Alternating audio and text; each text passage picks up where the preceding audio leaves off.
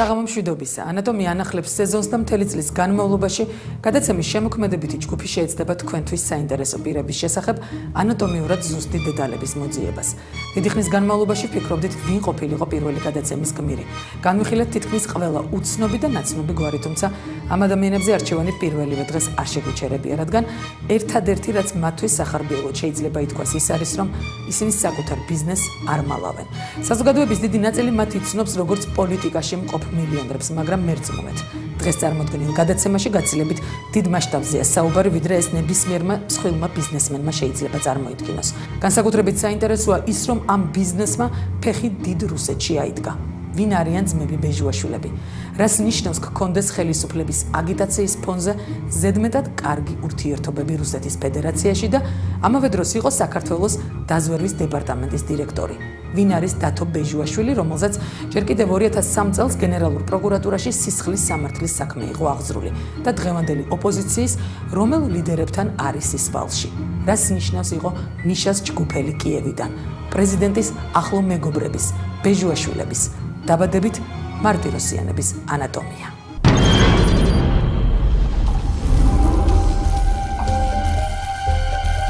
შეხვედრას რომელზეც საუბარია და რომელიც შედგა რამდენიმე თვით ადრე ამოვლენების დაწყების წინ ესწრებოდა ხელისუფლების წარმომადგენელი მიხეილ სააკაშვილის ძალიან ახლო ადამიანი, მისი წრიდან მე ამას არ ვიტყვი. ჯერ ერთი ეს არ არის ჩემი უფლებამოსილება და ჩემმა მეუღლემ თქვა, რომ ის პატივცემს სტუმარ მასპინძლობას და თავად არ იტყვის ამ გვარს. ხელისუფლებამ თქვას, ნინო, ჩაატარეთ თქვენ ჟურნალისტმა ჟურნალისტური გამოძიება, ის ფოტოები ხომ არსებობს. მოთხოვეთ ვანო მერაბიშვილს მთელი სერია იმ ფოტოების. იმ ფოტოებზე თუ არის ბადრი ბიწაძე, იქნება ის ადამიანიც. კითხეთ იმ კონკრეტულად, ეხლა ძალიან გთხოვთ რა, უკრაინულ მედიაში რა გავრცელდა, მიუწვდება ხელი ვანო მერაბიშვილს გამოითხოვოს და კონკრეტულად ხელისუფლების წარმომადგენელი ესწრებოდა ამ შეხვედრას და თქვას ამ ადამიანმა იყო თუ არა იქ ვინმე კალაშოვი ან კალაშოვთან დაახლოებული პირი იყო თუ არა რაიმე კრიმინალურ გარიგებებზე იქ საუბარი. მიუხედავად იმისა, რომ გელა ბეჟუაშვილი დაზვერვის დეპარტამენტის შეფია და დავით ბეჟუაშვილი საქართველოს პარლამენტის წევრი, შალვა ბრეუსის და ბადრი ბიწაძის კიევურ შეხვედრამდე ისინი იშვიათად თუ ახსენდებოდა ვინმეს. ბურჯანაძემ მაშინ მეუღლის მეგობარი დაინდო და რუსთავიორის პირდაპირ ეთერში არ თქვა, რომ შაქრო კალაშოვის ახლობელ ბრეუსთან მის მეუღლის შეხვედრაზე საქართველოს დაზვერვის დეპარტამენტის დირექტორის ძმა, დეპუტატი დავით ბეჟუაშვილი ახლდა. საქართველოს შინაგან საქმეთა სამინისტროს თუ უკრაინული მედიის მიერ გავრცელებულ ფოტომასალაში ბიწაძე ადვილად იცნობოდა, თუმცა ბეჟუაშვილი არსად ჩანდა და მაშინვე ითქვა, რომ დავით ბეჟუაშვილის შეხვედრაზე დასწრების ამსახველი ფოტოების გაუჩინარებაზე მისმა მზვერავმა ძმამ იზრუნა. როგორც ანატომიისთვის კონფიდენციალური წყაროდან გახდა ცნობილი ამ შეხვედრაზე, ბეჟუაშვილი ბრეუს ტელეკომპანია მზის ყიდვას თავაზობდა. თავის მხრივ ბრეუსთან დაახლოებული ბიწაძე კი ცდილობდა ბრეუსი დაერწმუნებინა, რომ მზე მოგვიანებით არა ნაციონალურ, არამედ ოპოზიციურად განწყობილ სატელევიზიო არხად ჩამოყალიბებულიყო. თუმცა გარიგება ჩაიშალა, რადგან ბრეუსს ქართულ მედიას სივრცეში ბიზნეს ინტერესები არ აღმოაჩნდა. იგივე წყაროდან ცნობილი ხდება ნაციონალური უმრავლესობის რეაქცია ბეჟუაშვილი ბიწაძის კიევური შეხვედრის შესახებ. თუმცა ეს გაუგებრობის პირველი შემთხვევა არ ყოფილა. გიგა ბოკერიას უკმაყოფილებას გელა ბეჟუაშვილი ჯერ კიდევ თავდაცვის მინისტრობის პერიოდიდან იმსახურებს და თავისუფლების ინსტიტუტის პირმშოდ დიდი ხნის განმავლობაში ცდილობდა თანაგუნდელებისთვის იმის დამტკიცებას, რომ გელა ბეჟუაშვილი რუსეთის ფედერაციაზე მუშაობდა. მაგრამ მიშამ კიევის უნივერსიტეტის დროინდელ ჯგუფელს და მეგობარს გელა ბეჟუაშვილს ბიზნეს გადაცდომაც და რუსული კავშირებიც აპატია. ის დღეს ისევ მის ახლო მეგობრად რჩება. ის ხელისუფლებაში პრაქტიკულად ბეჟუაშვილებმა მოიყვანეს ფინანსურად თავის დროზე ყველაზე დიდი დასაყრდენი მისთვის დავით ბეჟუაშვილი იყო და როდესაც მან გადაწყვიტა ყველაზე მნიშვნელოვანი ღონისძიების განხორციელება უკვე პრეზიდენტად ყოფნის დროს, ანუ მედიის დაჩაგვრა, მედიის თავისუფალი ბაზრიდან გამოყვანა, სწორედ ბეჟუაშვილები გახდნენ მისი მთავარი დასაყრდენი, იმიტომ რომ მაშინ ყველა ტელევიზია, გარდა იმისა, რომელიც სხვა მილიარდერის ხელში იყო, ანუ გარდა ტელეკომპანია იმედისა, თავიდან დასაწყისში სწორედ ბეჟუაშვილების საკუთრება გახდა. რუსთავი 2-იც, მაშინდელი მზე, ხა დღეს მზე არავის არაფერში აღარ აინტერესებს და არ ახსოვს, თუმცა ეს მონოპოლიზაცია როდესაც მოხდა, მაშინ მზე ჩვეულებრივი საინფორმაციო არხი იყო, ისევე როგორც გაზეთები და რამოდენიმე სხვა მედია საშუალება. და ეს მაშინ არავის არ დაუმალავს.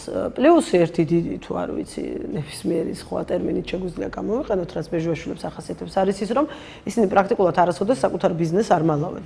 და მათი ბიზნესის ინტერესები ყოველთვის ღიაა, ნათელია, გამჭვირვალეა, რაც ერთგვარი გზავნილია ასევე ყველასთვის, რომ მათ პრობლემები პრინციპში არ აქვთ და აი ეს გარანტია, რომელიც სული გრძნობა მათი მხრიდან, რომ ისინი გარანტირებული არიან და არაფრის არ ეშინიათ.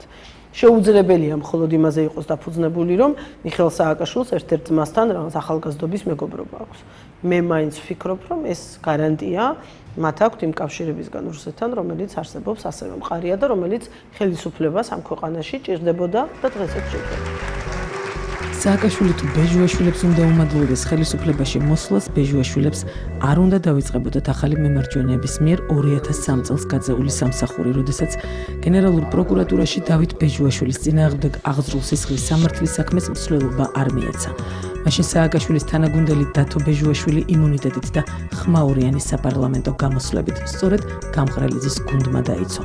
გამყრელიძე დღეს ამბობს, რომ გაწეული სამსახური მისი პარტიის ფინანსებზე არ აისახება და ბეჟუაშვილთან მეგობრობაც კი არ აკავშირებს. როგორც ჩანს, ძმები მემარჯვენეებთან ისევ ვალში რჩებიან. სამაოდ კარგი ურთიერთობა ჰქონდა, მეტიც როდესაც მას როგორც მიხეილ სააკაშვილის მხარდამჭერ ბიზნესმენს და მის ერთ-ერთ ასე ვთქვათ საფინანსო გარანტს, როცა უტევდა შევარდნაძის ხელისუფლება, მეც და ჩემი თანაგუნდელები ძალიან სერიოზულად დავეხმარეთ, დაუდექით გვერდით და არ მივეცით საშუალება მაშინდელ ხელისუფლებას, რომ დავით ბეჟუაშვილი დაეჭირათ. რაც შეეხება მეგობრობას, ამას მეგობრობას ვერ დავარქმევ, მით უმეტეს მას შემდეგ, რაც ჩვენ ოპოზიციაში დავჭით და ისინი ხელისუფლებაში მოვიდნენ. იშვიათად შეიძლება რაღაც ოფიციალურ მიღებაზე თუ შევხვდე ბატონ დავითს, ბატონ გელასთან კიდევ უფრო დისტანცირებული ურთიერთობა იყო, ჩვენ როცა ოპოზიციაში ვიყავით, ის საკმაოდ მაღალ თანამდებობებს იკავებდა, თუმცა ის ყოველთვის ცდილობდა, რომ ოპოზიციის შეკითხვაზე და ჩვენ შეკითხვაზე დროულად გაეცა პასუხი, რასაც ვერ ვიტყვი სხვა მინისტრთა და თანამდებობის პირს. ძალიან კი გვჭირდება მეც პირადად და ყველა ოპოზიციას ფინანსურად ძლიერი ჯგუფებისგან და წარმატებული ბიზნესმენებისგან დახმარება, მაგრამ როცა იცი რომ ეს წარმოუდგენელია, არც გააკეთებს და ალბათ არც უნდა გააკეთოს, მოდი ასე ვთქვათ, იმიტომ რომ თუ რამეს მიაღწია ბოლო პერიოდში დათო ბეჟუაშვილი, მე არ ვიცი გელა ბეჟუაშვილის ბიზნესებზე არაფერი, დათო ბეჟუაშვილმა, მას ეკო დიდი ჰოლდინგი აქვს დღეს, ეს არის მიხეილ სააკაშვილის და ამ გუნდის დამსახურება. ბეჟუაშვილების ბიზნესის პირველი ნაბიჯები საზოგადოების და მედიის განხილვისაგნად არაერთხელ ქცეულა. მათი კავშირი იტერასთან და უცნაურად გაკოტრებულ გაზის ქართულ კომპანიებთან, თუმცა გაცილებით საინტერესოა ბეჟუაშვილების ამჟამინდელი იმპერია, რომლის აქტივების, ტენდერების და მიღებული შემოსავლების დათვლა კონტროლის პალატას 1 წლის განმავლობაშიც კი გაუჭირდება. საიდან და როგორ დაიწყო ბეჟუაშვილების ბიზნესის მშენებლობა.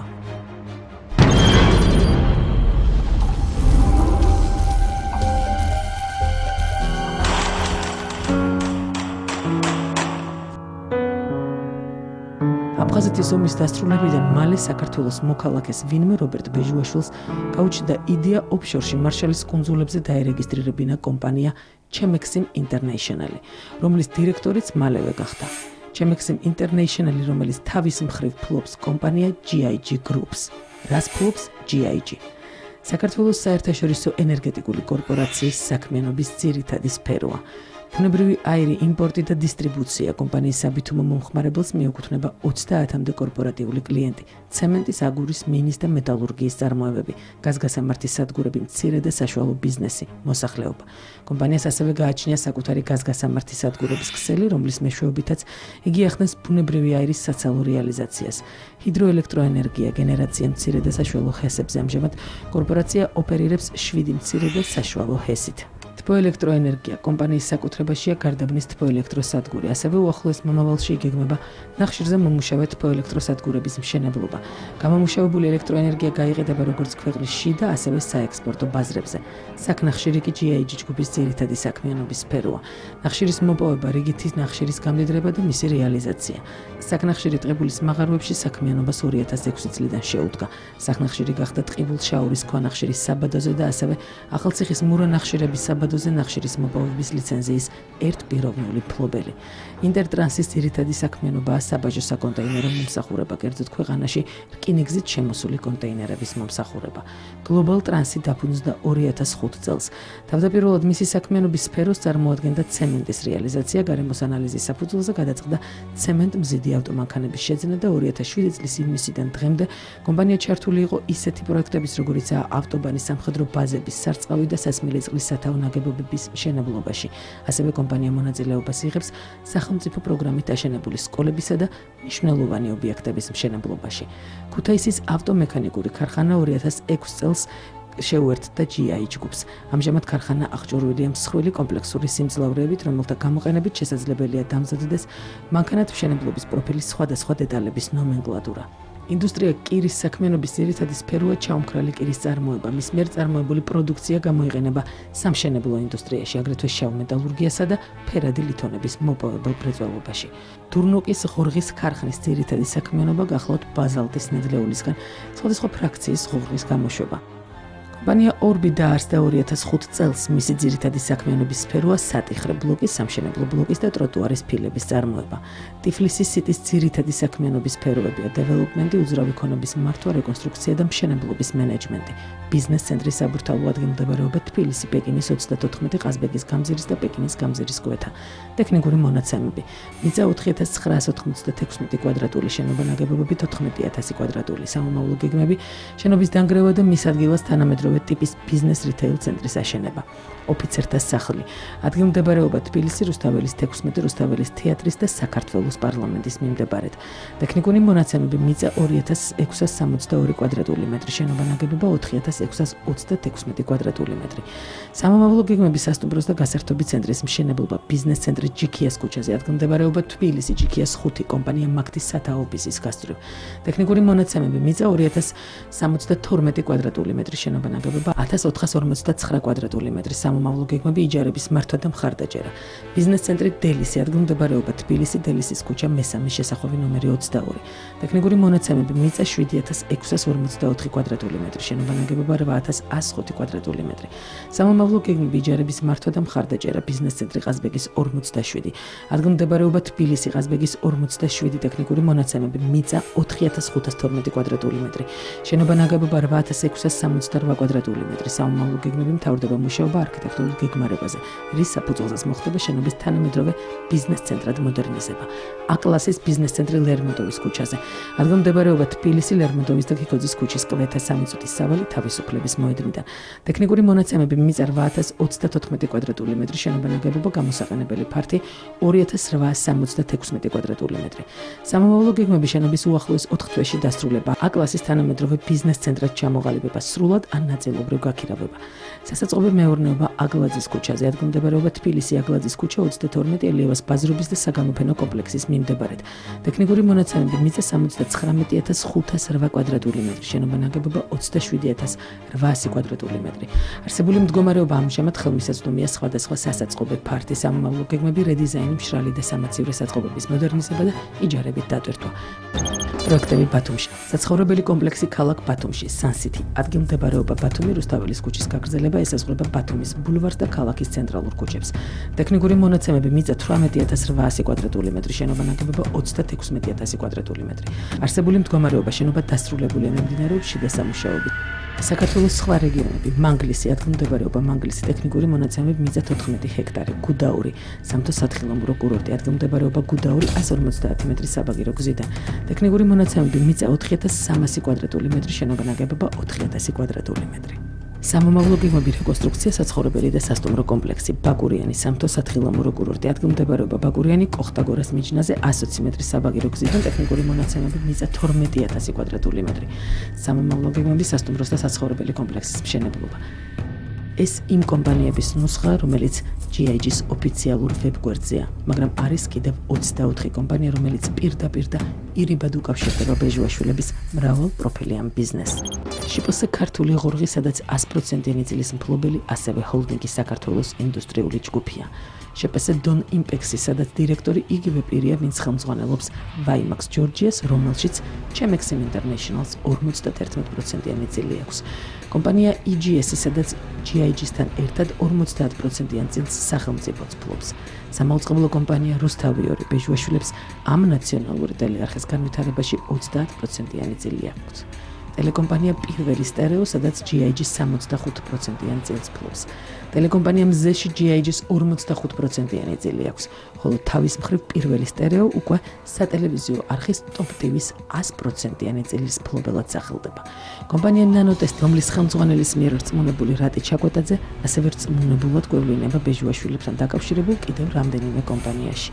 კასპი ცემენტი, რომლის მუშებსაც ბეჟუაშვილების მამა Chemexim International-ის სახელი წერილებს ჯერ კიდევ 2006 წელს უგზავნიდა. თავის თავში კასპი ცემენტი აერთიანებს რუსთავ ცემენტს, მელიზას, კავკასია ტრანს, კარიერი ინვესტს და მოგვიანებით ეს ყველაფერი იქცა საქცემენტად, რომელიც ასევე საქმშენის 100%-იანი წილის მფლობელია. თავის მხრივ მელიქიშვილის 16-ში რეგისტრირებული საქცემენტი ერთ დღესაც Heidelberg Cement Georgia-ად გადარეგისტრირდა, რომლის 100%-იანი წილის მფლობელი ჰოლანდიური კავკასუს Cement Holding-ია. იგივე მისამართია რეგისტრირებული Heidelberg Cement კავკასუსი, სადაც 100%-იან წილს Heidelberg Cement Central Europe Holding-ი ფლობს. იგივე კომპანია ფლობს 100%-იან წილს ასევე მელიქიშვილის 16-ში რეგისტრირებულ Heidelberg Beton Georgia-ში, რომელიც თავის მხრივ 77%-იან წილს ფლობს ქართულ ცემენტში, რომელსაც ჯერ კიდევ 2009 წელს შეერწყა კომპანია Alge Minerali. ასე გამოიყურება ბეჟუაშვილების გვართან დაკავშირებული ბიზნესის ვიზუალური სქემა. ერთი ძმა სააკაშვილის ახლო მეგობარი, ჯგუფელი და ქვეყნის დაზვერვის დეპარტამენტის დირექტორია. მეორე ძმა კი საქართველოს პარლამენტის წევრი. სავარაუდოდ ბეჟუაშვილების ინტერესები გამოიკვეთა რიყეზე მშენებარე კომპლექსთან დაკავშირებითაც, როდესაც ბუდაბარის მშენებლობაზე კომენტარი ტელეკომპანია რუსთავი-2-ის ეთერში გეგი ქელბაქიანმა გააკეთა. ქელბაქიანი კი რამდენიმე წლის განმავლობაში GIG-ს ხელმძღვანელ პოსტზე მუშაობდა. ხარისხი თბილისის ბუდაბარში მუსიკის, როგორც მუსიკის, ასე გარემოსი, ასევე საკვების და ყველაფრის იქნება ზუსტად იგივე და იდენტური იმისი, რასაც ჩვენ ვიგებთ პარიზში, რასაც ჩვენ ვიგებთ ლონდონში და ნებისმიერ სხვა ბუდაბარში მსოფლიოს მასშტაბით.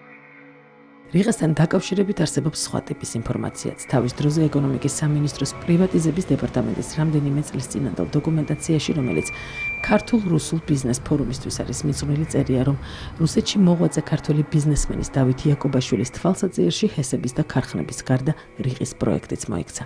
მაგრამ უცნობია იაკობაშვილის და ბუდას ურთიერთობის გაგრძელება, თუმცა ცნობილია, რომ გელა ბეჟუაშვილი და დავით იაკობაშვილი ახლო მეგობრები არიან. დავით იაკობაშვილი მოსკოვში კაზინოების მიწელიცას და ჩერის, კვების პროდუქტების მეგა კომპანიის ვიმბილდამის დამფუძნებელი, კომპანია ტრინიტის გამგეობის საბჭოს თავმჯდომარე, რუსეთის ებრაელთა კონგრესის ბიუროს წევრი და მეწარმეთა საზოგადოებრივი გაერთიანება Деловая Россия-ს გამგეობის წევრია. ასევე გახლავთ რუს ბრენდის დირექტორთა საბჭოს თავმჯდომარე, არის რუსეთის მილიარდერთა ასეულში.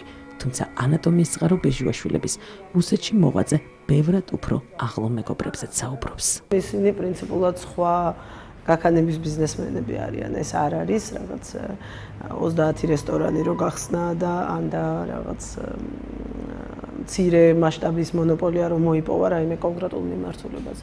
ამასთანავე მრავალ წლებს ითვლის მათი ბიზნესი და პრინციპში ამ ადამიანებმა მოახერხეს რომ მეტნაკლებად თანაბარი კეთილგანწყობილი ბიზნეს-გარემო ჰქონდათ ყველა ხელისუფლების პირობებში საქართველოში. ბოლო ორი ხელისუფლების, სააკაშვილის და შევარდნაძის პირობებში. ჩემის აზრით ამ კითხვაზე პასუხი რატომ და როგორ მოახერხეს რომ შევარდნაძის დროსაც ვთქვათ ავანგარდში იყვნენ და სააკაშვილის დროსაც არის სწორედ რუსეთი, მათი კავშირები რუსეთთან, რუსულ ბიზნესთან და რუსულ ფულთან. იმიტომ რომ ორივე ხელისუფლება მიუხედავად რიტორიკისა დიდწილად რა თქმა უნდა რუსული ბიზნესის და რუსული კაპიტალზე არის დაფუძნებული და დამყარებული. და ბეჟუაშვილები ამისი ძალიან კარგი მაგალითია. თავისთავად ის ფაქტი რომ ეს ადამიანები ეს ორი ძმა პრაქტიკულად არც ერთი წუთი თავისი აქტიური ცხოვრების არ ყოფილან პირდაპირ მნიშვნელობით ბიზნესში, მუდმივად იყვნენ ხელისუფლებაში და იმავდროულად ამ ხელა ბიზნეს ინტერესები ჰქონდათ, რა თქმა უნდა, იმის დასტური არის, რომ ისინი ხელისუფლებასთან ახლოს ყოფნით და თავად ხელისუფლებაში ყოფნით ერთის მხრივ ფარველობდნენ საკუთარ ბიზნესს, მეორეს მხრივ სრულმასშტაბიან გარანტიებს იქნებდნენ თავისუფალი საქმიანობისთვის და იმავდროულად იყვნენ ერთგვარი შუამომავლები ხელისუფლებისთვის რუსეთთან ურთიერთობაში. მე პრაქტიკულად გამოვრიცხავ იმის შესაძლებლობას, რომ ეს არის წმინდა ხასიათის ბიზნეს ურთიერთობა, იმიტომ რომ კარგად ვიცით მეორე მხარეს, ისევე როგორც საქართველოს სამწუხაროდ, ასევე მეორე მხარესაც რა ტიპის ბიზნეს სამყაროა. სახელისუფლებო ბიზნესი არის როგორც რუსეთში, ისევე საქართველოში. ამიტომ ამ ორი ჯგუფის კავშირი ერთმანეთთან ბუნებრივად გვაფიქრებინებს და მიგვანიშნებს იმაზე, რომ რეალურად საუბარი არის ერთგვარ გზასთან თუ ფანჯარასთან თუ შესაძლებლობასთან, რომელიც ორივე ხელისუფლებას დატოვებული ქონდა კრემლთან ურთიერთობაში. ასე გამოიყურება ის ბიზნესი, რომელსაც ხელმძღვანელობს რობერტ ბეჟუაშვილი. როდესაც კომენტარის გაკეთება ვთხოვეთ ბეჟუაშვილებს, მათთან დაახლოებულმა პირებმა გვიპასუხეს, რომ ცოტა უხერხულია დეპუტატმა ბიზნესზე ისაუბროს. როგორც ჩანს, დეპუტატს უხერხულად წარმატებული ბიზნესი აქვს, რომელზე საუბარსაც ის თავად არიდებს თავს. ანატომიის ერთ-ერთმა რესპონდენტმა, რომელმაც კონფიდენციალურად დარჩენა არჩია, გვიამბო, რომ მიხეილ სააკაშვილის ერთ-ერთი ვიზიტის დროს რუსეთში მას ახლდა გელა ბეჟუაშვილი. ვლადიმერ პუტინი პროტოკოლით გათვალისწინებული წესის მიხედვით დელეგაციის ყველა წევრს ხელს ართმევდა. პუტინი ბეჟუაშვილთან შეჩერდა და გადაულაპარაკა, რომ ის ძალიან გავდა ბერიას. ეს რესპონდენტი ამ შეხვედრის ერთ-ერთი მონაწილე გახლდათ. სხვათა შორის ამის ვიდეოფირიც არსებობს, რომლის მოძიებაც მაესტროსთვის, რა თქმა უნდა, შეუძლებელი აღმოჩნდა. რჩება ერთადერთი შეკითხვა: ვისია ეს ბიზნესი? ბეჟუაშვილების, ბერიების, მარტიროსიანების თუ სააკაშვილის? ვიფიქროთ ჩვენს ანატომიაზე. შემდეგ პარასკევამდე გემშვიდობებით. ნახვამდის.